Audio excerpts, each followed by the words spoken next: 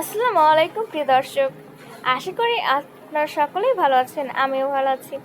এই গরমে আজকে আমি আপনাদের জন্য নিয়ে এসেছি একদম ঠান্ডা ঠান্ডা ম্যাঙ্গো আইসক্রিম।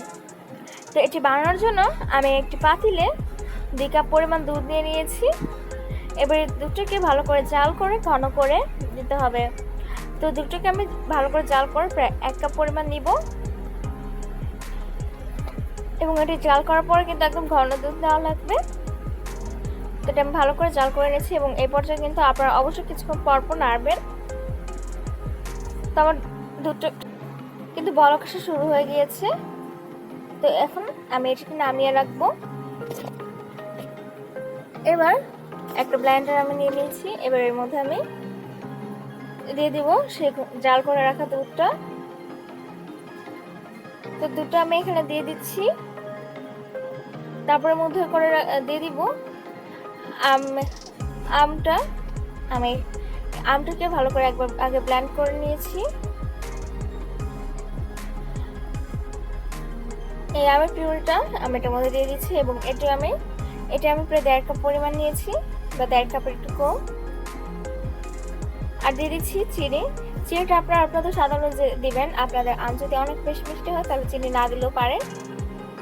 তো এখানে আমি 2 টেবিল চামচ পরিমাণ চিনি দিয়েছি। তো এখন আমি এটাকে ভালো করে ব্লেন্ড করে নিয়ে নিচ্ছি।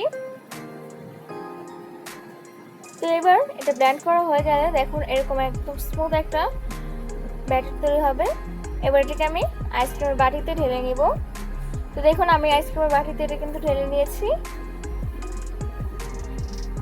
এখন আমি এটাকে প্রায় 8 ঘন্টার মতন ফ্রিজে ঢুকিয়ে রাখবো।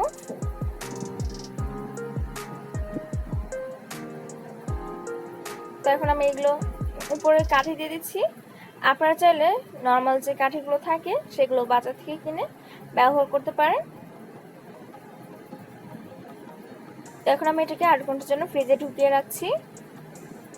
তো 8 ঘন্টা পরে দেখুন কত সুন্দর আইসক্রিমটা হয়ে গেল।